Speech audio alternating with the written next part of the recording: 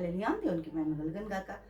మొదటి దినము నుండి దేవుడు ఇచ్చిన ప్రణాళికలో పౌలు భక్తుడు ఎట్లా పరిగెత్తుతున్నాడో ఫిలిప్పీలకు రాసిన పత్రిక మొదటి అధ్యాయము 3వ వచనం చూద్దాం.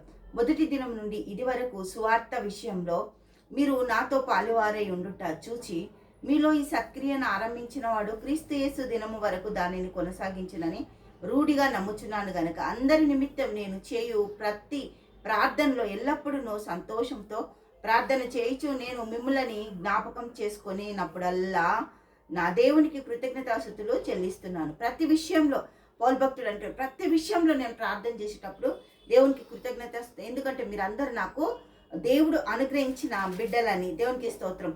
4వ అధ్యాయము 4వ వచనం చూస్తే మళ్ళా మనము ఎల్లప్పుడూ ప్రభునందు ఆనందించుడి, మరలా చెప్పుదును ఆనందించుడి.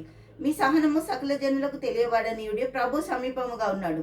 దేనిని గూర్చి చింతపడకుడి, కానీ ప్రతి విషయంలోనూ ప్రార్థన విజ్ఞాపనల చేత కృతజ్ఞత పూర్వకంగా మీ విన్నపములు దేవునికి తెలియజేయండి. మనుషులకు తెలియజేస్తే ఏమీ ప్రయోజనం ఉండదు. మనుషులు వినినట్టే విని మనల్ని హేళన చేసి దూషించి వీళ్ళింతేలే అంటారు. అదే దేవాది దేవుడు విన్న ప్రతి మొరకి, విన్న ప్రతి ప్రార్థనకి, ప్రతి ఒక్క దగ్గర నువ్వు ఏదైతే అడుగుతున్నావో వాటన్నిటికీ జవాబులు అనుగ్రహించి దేవుడు సమస్తము చేయగలడు.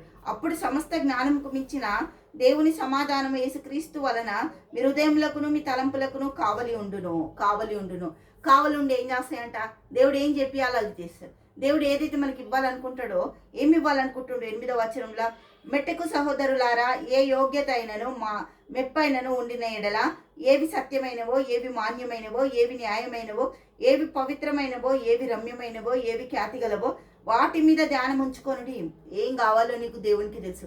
కాబట్టి నువ్వు దేవుని మీద ధ్యానం ఉంచినప్పుడు, దేవుని దగ్గర నువ్వు అడిగినప్పుడు, దేవుని జీవితం నువ్వు జీవించినప్పుడు, దేవుని దగ్గర నువ్వు కావాల్సిన ప్రతిదాన్ని నీకు సమకూర్చినప్పుడు దేవుడు సమస్తం నీకు సమకూరుస్తాడు. దేవుడికి మహిమ కలుగును గాక.